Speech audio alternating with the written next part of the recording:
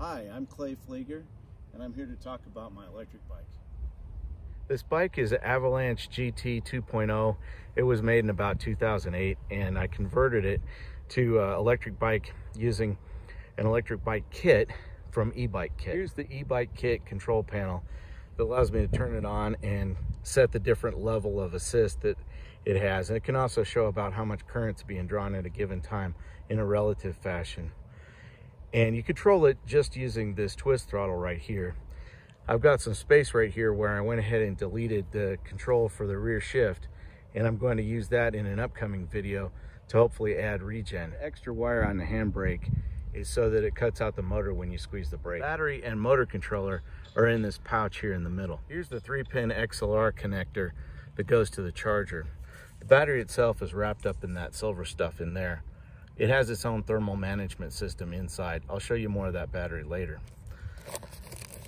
This is where the extra wires are that connect from the battery to the controller and also from the controller to the motor. This is the eBike kit controller that sends the signal to the motor and gives you the power. With all those wires zipped back up into the pouch, we'll move back to the motor. This is a 9-continent motor. It also came with the kit from eBike kit. It's Chinese made and it's pretty good quality. There are better quality motors out there on the market, but this one has proved reliable over the last several years, and I even rode it all the way to the top of Pikes Peak. The holes that you see in it, I made those myself, and I'm sure that the manufacturer of the kit would tell you that that would void the warranty.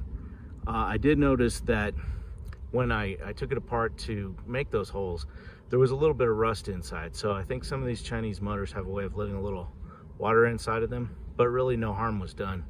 And I had this apart a little while back, and even after a few years with the holes in it, it didn't collect a lot of dust or any other problems or damage from water.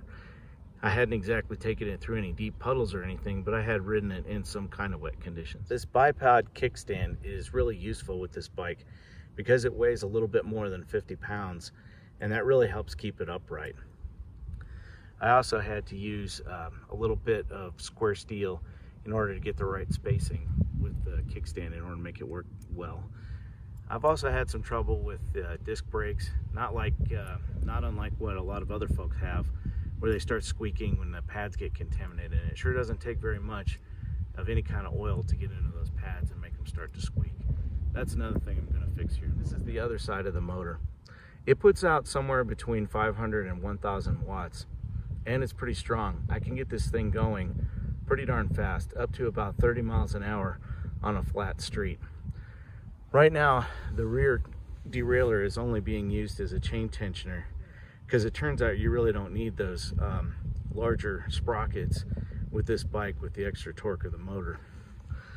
I do shift the front chainring when I'm riding the bike, and I normally go from the largest to the next largest one whenever I need to. So starting off in the middle is pretty good from a standing start with a pump of the pedals and a twist of the throttle, and away you go.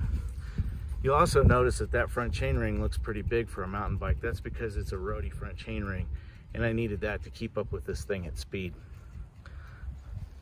The rear rack works out really well as far as bringing some things with you. You buy something at the store, wrap it up and strap it on there and get it home just fine.